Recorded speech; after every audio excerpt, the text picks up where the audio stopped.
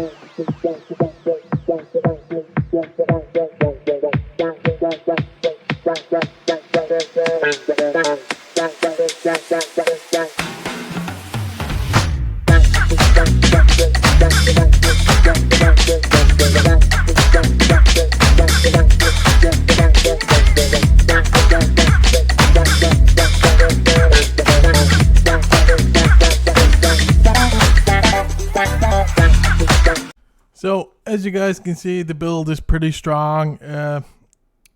It's a lot like the other Summon Necro build. I find this one a bit funner because you're more in the mess, using Blood Surge to mostly proc your Mendeln's ring.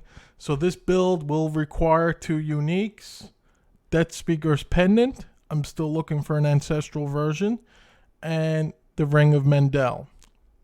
Now, I never found my Ring of Mendeln until I was level 80. Some people find it in the early 50s, 60s. So if you're lucky enough, you could try this build out. It's a great bit of fun. It's definitely a different play style. I've been enjoying it. It's one of the only Necro builds I enjoy. Now, I know there are some other stronger Necro builds out there, but it's all about what you have fun with. If you like it, try it out. I'm going to dive into the items and the Paragon board, and we'll go from there. So I'm going to start with the helm. Now, I went with the aspect for +2 to skeleton warriors. And I went with max life and armor. Right now, I'm still trying to build defenses to go higher tiers. I am pushing around tier 55 to 60 right now. That's where I'm at. A lot of stuff between 55 and 60 can kind of one-shot me, especially those bow and arrow things. And for the chest, I went with while you have 7 or more minions, gain 20% damage reduction for your minions. And for the gloves, I went with whenever your blood skills overpower, you gain 50% attack speed for 4 seconds. So you overpower a good bit, especially with attack speed. I'll get into that in a little bit.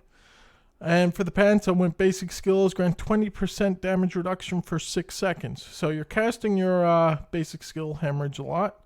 I'm going to go over the talents now in a moment. So usually this is always up. And for the boots, I went with +2 to skeletal mages. And I'll get into that now in a second. Now for the weapon, I went with a wand with lucky hit chance. You could probably go with a sword with crit damage. Might boost your damage a little bit. It's something I'm still testing out. But I went with the Blood Surge's Nova Echoes again after a short delay, dealing 51% less damage. So this gives you a free Blood Surge after you cast yours. And for the amulet, I went with the Deathspeakers pendant, and what this does is allow your minions to cast Blood Surge, and it is your own Blood Surge. So they are able to proc Lucky Hit off their Blood Surge. And for my other ring, I went with Critical Strikes with core skills, increase your attack speed by 25%. So with this ring, you go with crit chance. We're boosting up the crit chance. So you get a lot of crits, so you're getting 25% attack speed from this. And when you overpower, you're getting 50% from that. That's 75% attack speed right there. And then the next ring, I went with the Ring of Mendeln, obviously for the minions to proc the lucky hit. And for the offhand, I went with the Bone Prison spawns a pool of blight that deals 75% bonus damage over 6 seconds. I'm going to quickly go over the talents. A lot of this can be subject to change, or you can mess with it yourself. But I went with Hemorrhage, Enhanced Hemorrhage, and the Acolyte's Hemorrhage for the 20% attack speed while healthy. So we got a lot of attack speed, so you don't really have much downtime on your essence after you do cast your blood surges. And then we're going to come down here, put 1 point into Blood Surge, 1 into Enhanced, and 1 into Paranormal for the automatic overpower. So we can proc our attack speed boost. And we put 1 point into Blight and Enhanced, and then we went with Supernatural Blight, and this is for the aspect that was on our offhand, which is also for the Bone Prison. So when you cast Bone Prison, you're automatically getting a chance for the lucky hit for the Ring of Mendeln to proc. It's bugged. And then we come down to Blood Mist and take Enhanced Blood Mist and Ghastly Blood Mist to create corpses. Put 1 point into Bone Prison, 1 into Enhanced, and 1 into Ghastly Bone Prison for vulnerability. Then I put 3 points into Grim Harvest and 3 points into Fueled by Death. Then 3 points into Death's Embrace, 1 into Decrepify, 1 into Enhanced, and 1 into Abhorrent Decrepify for the cooldown reduction. Then we come down here, put 1 point in Corpse Tendrils, Enhanced, and 1 point into Plagued Corpse Tendrils for some more vulnerability. Then I put 1 point into Gruesome Mending, 3 points into Coalesced Blood, and 3 points into Drain Vitality to build our Fortify. And then I put 1 point into Reaper's Pursuit, 3 into Gloom, and 1 into Terror. Now, the reason why I took these passives, shadow passives, is because my mages, I'm using shadow mages. And then we're going to come down here, put 3 points into Inspiring Leader. So while healthy for at least 4 seconds, you gain 12% attack speed for you and your minions. So with my 2 attack speed procs for the overpowers, 50%. The ring is 25, that's 75. Plus 12 is 87% attack speed. Plus, we have attack speed on our gloves, so you're getting a lot of attack speed. You're casting pretty quick when all this procs together. Then we put 3 points into Death's Defense to keep your minions alive longer, so they don't get one shot. Minions Nightmare is the fire guys that if your minions don't got enough health, they get flattened.